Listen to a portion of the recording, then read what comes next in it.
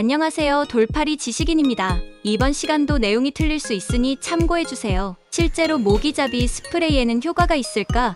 모기 대책이라고 하면 옛날부터 모기향이 유명한데 어떤 게 더 효과적일까? 모기잡이 스프레이를 원푸시하면 순식간에 방 안으로 약재 입자가 퍼져 공기 중을 떠돌기 시작한다. 즉 효성은 있다고 봐도 무방할 것이다. 하지만 시간이 지남에 따라 약재 입자는 바닥으로 떨어진다고 생각하는 것이 보통이다.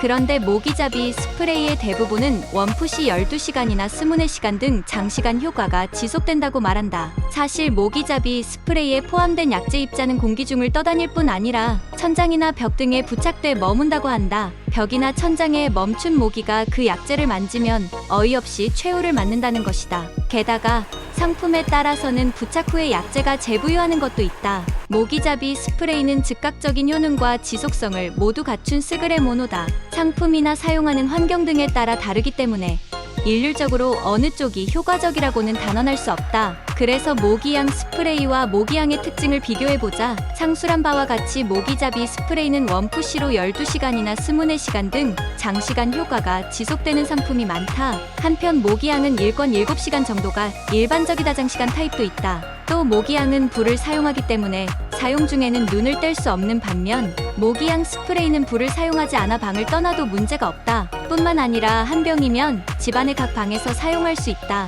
편의성과 효과의 지속성 측면에서는 모기향 스프레이가 더 낫다고 할 수 있다. 모기잡이 스프레이에도 여러 종류가 있다. 물론 모기를 퇴치하는 작용은 같지만 선택할 때 체크해두고 싶은 포인트가 있으니 기억하자. 말씀드린 것처럼 모기잡이 스프레이는 12시간이나 24시간 등 상품에 따라 효과, 지속 시간이 다르다. 모기에 더해 파리에 효과가 있는 상품도 있지만 모기 성충은 12시간, 파리는 분사 직후와 같이 벌레의 종류에 따라 지속 시간이 다를 수 있다. 자는 동안만 있으면 12시간용, 꼬박 하루 효과를 원한다면 24시간용 등을 선택하자. 모기잡이 스프레이는 상품에 따라 적용 범위가 다를 수 있다. 예를 들어 차내나 텐트, 현관의 세면장, 화장실 같은 소공간용 모기잡이 스프레이도 판매되고 있다. 소공간용을 4.5첩이나 8첩 등 넓은 방에서 사용할 경우 약재가 충분히 닿지 않을 수 있다. 사용 장소에 적합한 모기잡이 스프레이를 고르자. 121분이나 201분 혹은 몇 회분 등 모기약 스프레이에 따라 용량이 다르다. 필요할 때 끊겼던 일이 없도록 용량도 미리 체크해두면 안심이다.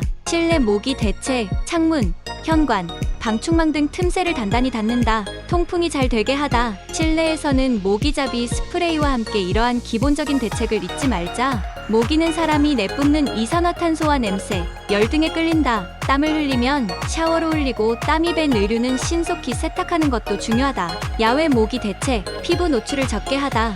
물가를 철거하다. 잡초 따위는 베어두다. 방충제 스프레이를 사용한다.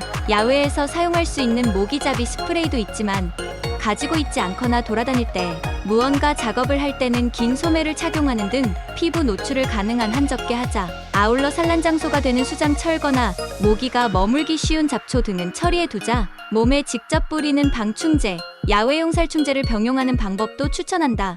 끝.